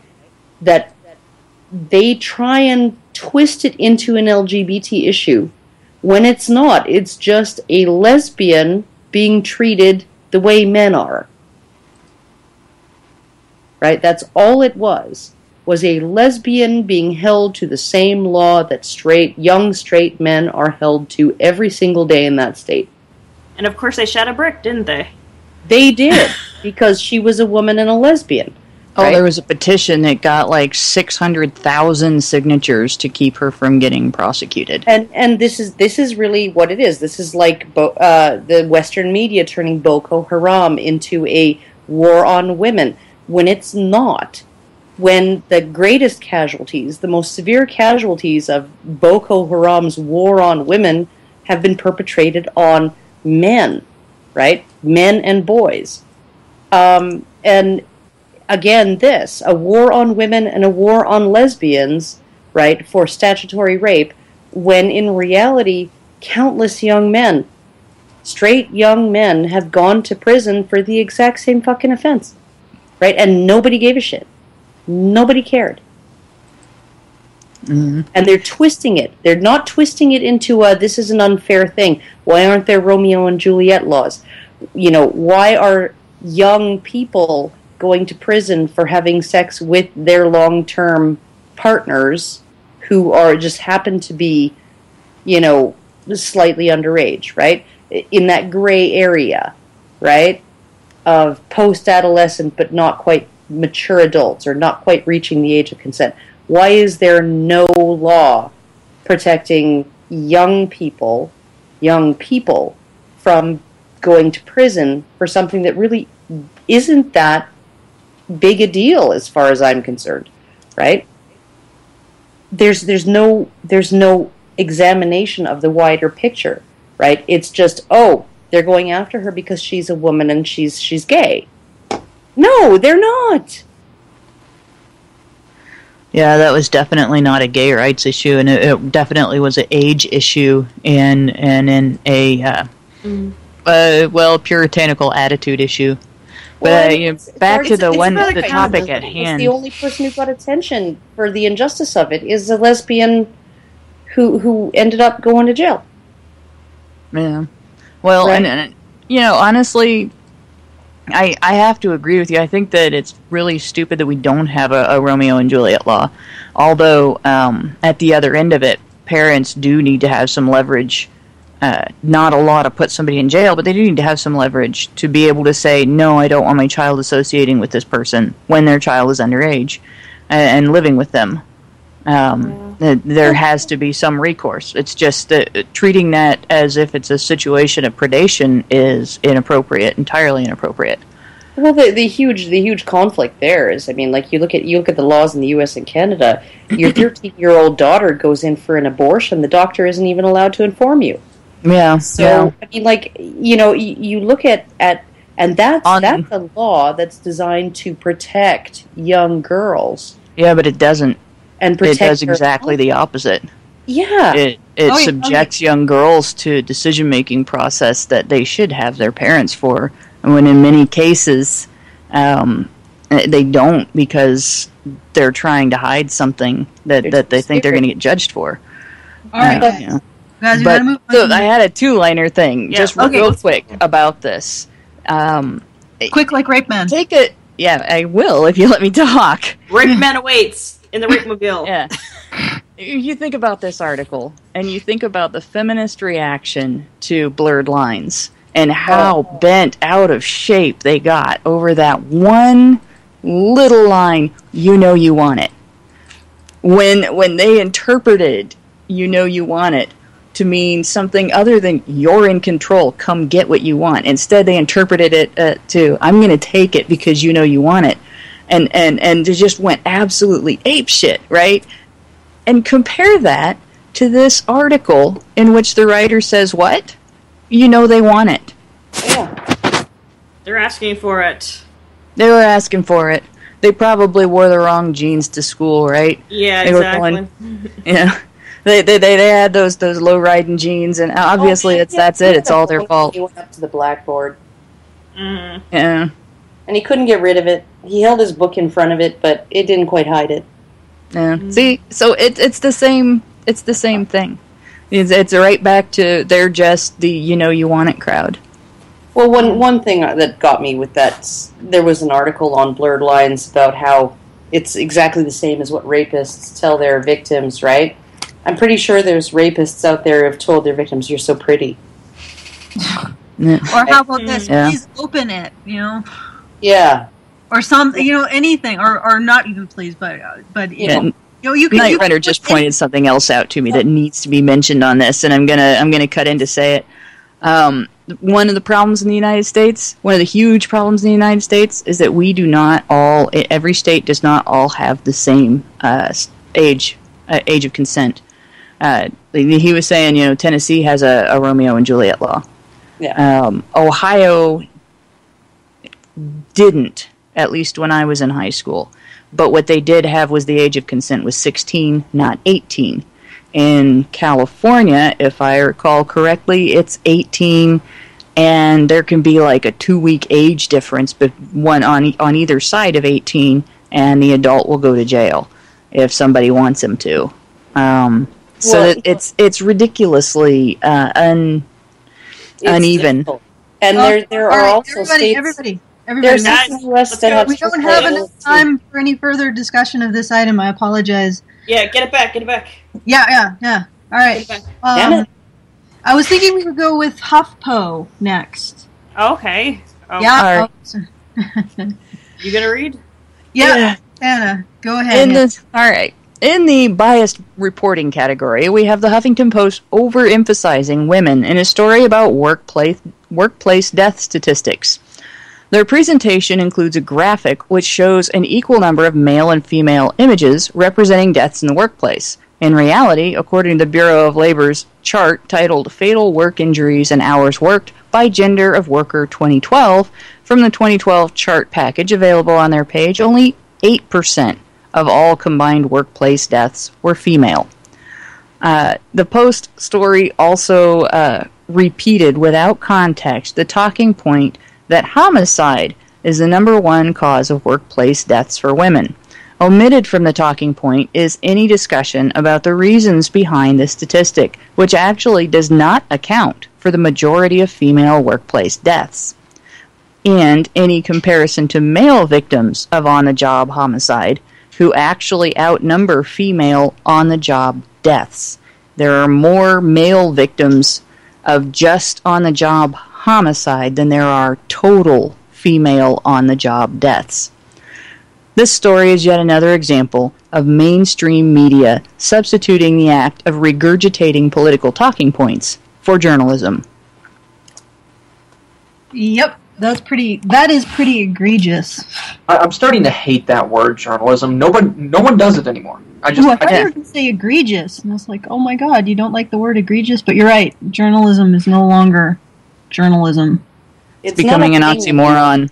Yeah. Go ahead, Sage. I'm sorry. I jumped right over all on top of you, like dare I say it? Like you have tentacles, Typhon. Allison, do you have tentacles? I may. Actually, do I smell? Better tuck them back in. Sorry. Actually, no. What's funny is this is the one time I've been jumped on and I didn't have anything else to say. Go ahead. Oh, I'm just going to say it's playing with percentages. They love to do this. They love to play with percentages.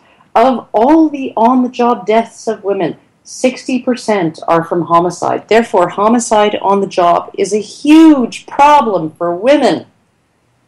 Even though more men are killed by homicide on the job than all the women killed every year on the job of any cause. Right? But because it's 60%, oh my God, it's the majority. Literally, they will they do this with intimate partner, like with general violence. They'll say of all the women victimized by violence, 65% of them were attacked by an intimate partner. This is only 15% for men. Yeah, well, men are 4 times more likely to be victimized by violence in general. So it's about equal as far as intimate partner violence goes. You multiply 15% by 4 and you get 60%. Oh my goodness, that's just about, in the raw numbers, that's just about as many men as women victimized by intimate partner violence, right? But they use that percentage, only 15% of men.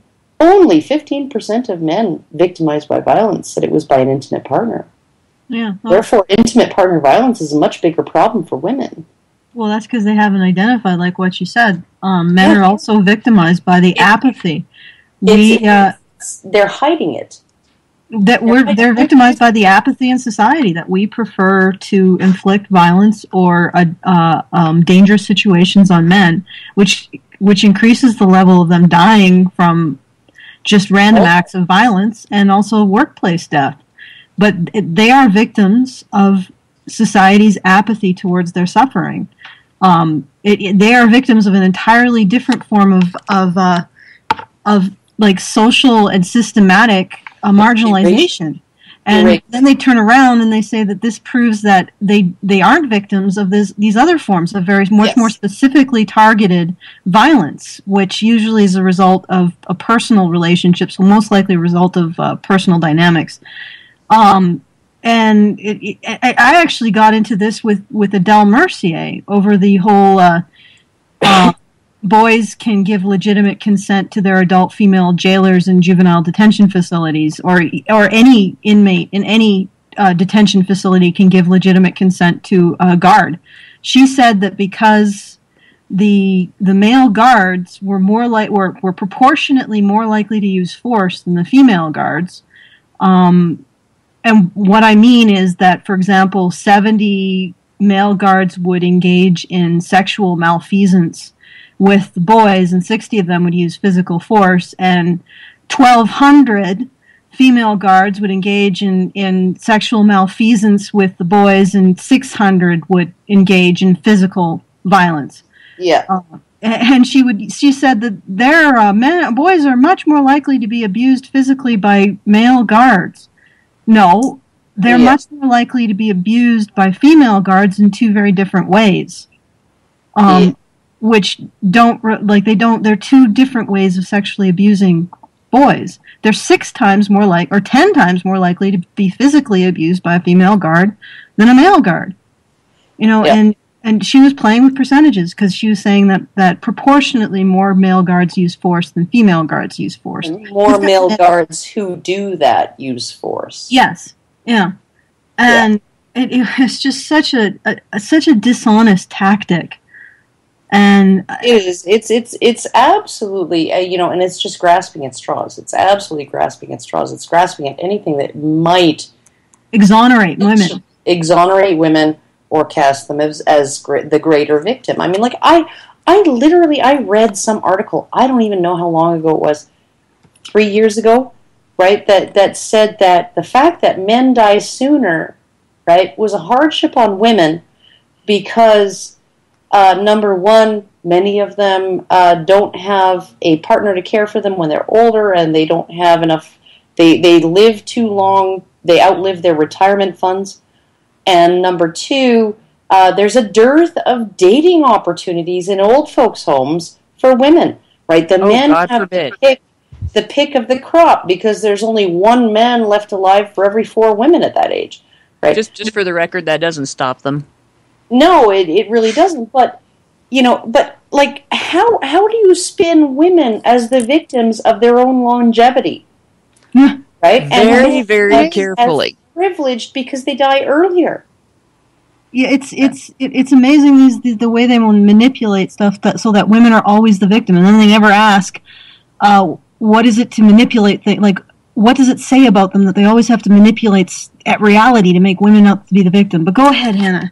I just wanted to point out, because we talked a little bit about percentages, it's actually 28%. 28% of the 351 reported workplace deaths, or approximately 98 of those deaths, were homicides in females.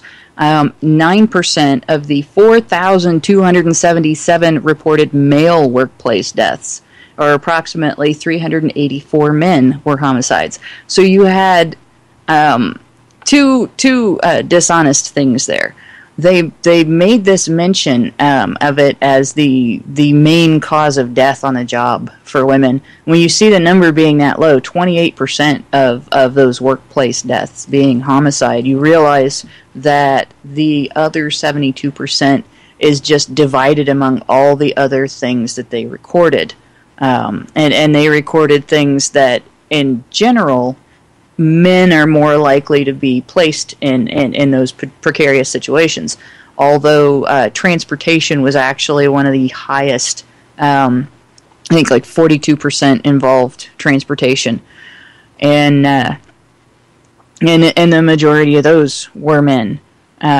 But you have two types of deception here. The first one is they're emphasizing that based on saying it's the majority cause of death, when it really wasn't the majority cause of death. It was just the highest percentage.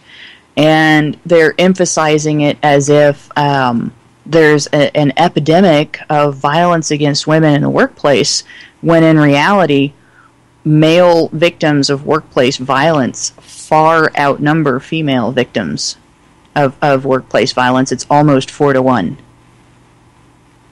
Yep.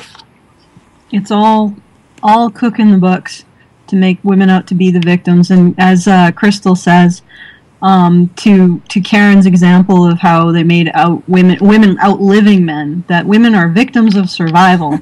The fact that they survived makes them a victim. Well, they're primary victims of their husband's deaths in war. Yeah, I mean, that definitely speaks to deaths in war. Hillary's construction of women as being the primary victims of war, because they have to endure the deaths of their husbands, brothers, sons, etc. in war. But we need to move on to the final We're in the home stretch. Yes, we are. It was such a long show. We're spurred on by the. I'm already at home. Rape men kept us going. Yes, the threat of rape men. With his powers of penetration. Okay. Oppression Olympics. Do you want me to? Yeah, go ahead. Okay. Take it away. What happens when a male feminist that cares about men speaks out against MRAs? Well, he accidentally makes some of the same arguments that we do. Lucas Zucker's article speaking against anti-feminists makes the claim that if MRAs cared about men, that we should actually try to get involved instead of complaining about feminism on the internet. Yet he completely fails to understand that our goals are aligned with most of what he mentioned. Because unlike feminism, we care about fathers, workers, victims of war, and even those in the prison system. The place where he drops the ball is when he shifts the entire thing back to the feminist narrative. Because, of course, feminism is our friend, and it's working on these things. It's kind of hard to put a dent into these issues when everyone believes that women have a higher priority. It's even harder when the average person understands MRA so little that they argue many of our points for us, and then call us the scum of the earth. Well, this is what I have to say. First of all, if feminists really are taking care of boys and men, where is the cash? Where's the money? Show me the money. Show me the money. Where are the cash to these men and services for men and boys? That is a huge point. Where are the shelters for men and boys? Where are the calling lines for male victims of rape and domestic violence? Where are they? But once we fix all the problems for women, okay, then that will mean the patriarchy is smashed, and men will just automatically be okay. All of men's problems will just automatically go away. I've tried to work my way through that argument mentally. But it's true. But so we don't, like, what the feminist assertion is that we don't even pay attention to the issues of men and boys, but we deconstruct patriarchy. And somehow in the process of deconstructing patriarchy, somehow services for men and boys get funded. But it's like one of those ridiculous internet memes. Somewhere in there they have to collect underpants. One, feminism. Yeah. Patriarchy. Three question marks. 4 profit services. Profit, yeah. You're missing a step. And go ahead, Sage. Yeah, you know what? Whenever I hear this stupid fucking bullshit that saying that men's rights activists do nothing but complain and don't do anything, Earl Silverman, fucking men's rights Edmonton, men's rights Halifax, just the organizations, KSU Men, just organizations popping up, just butting their heads against the brick buildings that are fucking keeping them out. Actually making cafe getting the charity thing was a wonderful thing. I mean, they can go look to see that people are doing things, and they don't look. They don't bother to look. They just assume that the men's rights activist is completely representative by the comment sections they look at and interpret according to their dogma. And it's incredibly insulting to the people who actually take the time to do something. And it's also just like, I just don't understand how somebody could willfully just ignore somebody on the street, camera footage included. It's just amazing to me. It's amazing to me that they will actually ignore something so blatantly. It's not even hard to find. The evidence is just not hard to find. That's it. Rant over. Well, good rant. The reality is that feminists don't put any cash forward for the issues of men and boys. It's hard to find. It's hard to find funding for men for exactly the reasons that we've been talking about through the entire show. Because men are considered receptacles of violence, receptacles of suffering, the ones who sacrifice so everybody else has it better, there isn't any money for them. Because, to be frank, they are dealing with a real type of disenfranchisement. And that's, I mean, feminists, this is why we have a very hard time doing anything. Because we're actually dealing with something. We're dealing with something systematic. We're dealing with something huge, something deeply ingrained in society. We aren't someone's pet harridan who they can throw money at and doesn't challenge a damn thing. Who is just basically another function of society itself. I mean, taking care of women, providing for women is an age-old value of I don't know if there's a society that exists that doesn't have it. So we have a problem that's real and systematic and deep and profound. And the reason why is we can't make much progress on it is because of the size of it and the profundity of it. We are a real civil rights movement, feminists. And go ahead, Rachel. Well, yeah.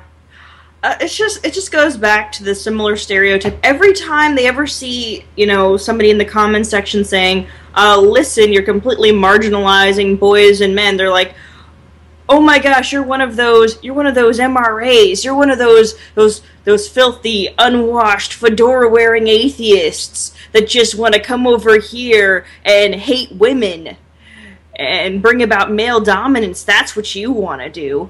That's what they think we are. And it's just really fucked up. It's so ignorant. What I find the most amusing in all of that, MRAs don't do anything. Well, what does the hashtag bring back our girls and a bunch of selfies designed to boost the egos of the people posting them? What does that do exactly? What exactly, how much of those people's lives was expended? How much effort, how much energy, how much money was put into posting a freaking selfie with a little piece of paper saying, bring back our girls on Twitter, right? Like, give me a fucking break.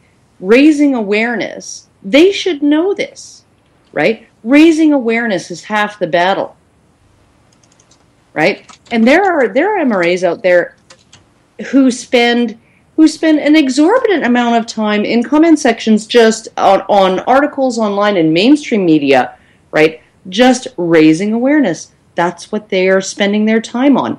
They don't necessarily have the kind of job that they can risk by going out with a sandwich board like Nick Redding and handing out intactivism literature, right? They're not necessarily in a position where they can risk their jobs or their livelihood or their employability in order to do that, right? But they're actually out there doing stuff. They're talking to people. They're commenting in places that other people are going to see it, and they're getting people to think about the problem, right? And frankly, the number of men of all ages I have had email me and message me and say, I was on the verge of suicide. And then I found your videos and I found that there was somebody who understood what I was going through. Or I was on the verge of hating women. I was at the point where I hated women. And then I found your videos, and now I understand why things are the way they are, and it's not women's fault, right? And so I can't hate them, right? Like, so, I mean, to say that just talking about things doesn't get anything done, what do feminists do? They talk constantly. Yeah. Are they getting anything done? They're getting a lot done. Unfortunately, yeah. Go ahead, Rachel. Or sorry, Crystal. Oh, okay. I was thinking for a second, was I asleep at the wheel or something? Oh, yeah, just a quick thing. I also agree that what Michelle Obama is doing was actually really a complete disgrace. That the First Lady, all she can do is a tweet. I mean, Rosa Parks would just bitch slap her, really. The fact that she has all of this power and all she does, is sit there with a little hashtag. It is really infuriating. And, of course, she only speaks about the girls. So, right. It's a joke already. What's going on? It's not slacktivism when they do it. when right. the victim politicians do it. But this this thing, the feminists have two arguments designed to silence the men's rights movement. Everything MRAs do is wrong, and MRAs don't do anything because what feminists don't like doesn't count. Exactly. They don't. And we're like neckbeards. And we're neckbeards. We've already established I only have one hair. Yeah. We're all big, fat neckbeards. Living in our mother's basement. But that brings us to the end of this installment of Neckbeards Are Us. I'd like to thank everybody who's been listening so far, and I'd also like to thank everybody who made this show possible. I'd like to thank my co-hosts, Hannah Wallen, Rachel Edwards, Crystal Garcia, Karen Strawn, Sage Gerard, and the people in the background, James Huff, our producer, or AVFM's producer, who does the sound for us, and Phil, who does our animation, Europa, who does our artwork every week, and it's always gorgeous. And on some artists working in the background, Yule working on a secret project, and Mike also working on a great new project which will debut eventually. And thank you to AVFM for giving us a platform. Thank you to the Reddit mods for sticking our post every week. And thank you also, Karen, for putting our ad up on her channel. That's always awesome. And so you get 2 thanks there, Karen. Cherish them. You're welcome. Follow us on Facebook. No, I refuse. Facebook. And also Karen! Shun the non-believer! Quiet, everyone. Quiet on set. Shh. And I want to thank all our donors to help this out, and our audience members. And since you've kept with us to this point, just keep with us just a little bit further and consider donating to the show. Donating helps to keep us running. It helps to increase our production and increase our capacity of reach to other people through advertising campaigns and such. If you want to donate and ensure that the only thing that prevents good from triumph, or the only thing that allows good to triumph is that evil do nothing. And if you want to help us spread our evil message, do consider donating to our PayPal account. You can see it you can find it through our website at www.honeybadgerbrigade.com, or you can donate to us directly using our email address. That's honeybadgersradio@gmail.com. Once again, honeybadgersradio@gmail.com. And thank you once again for listening. And same Badger station, same Badger time. Good night.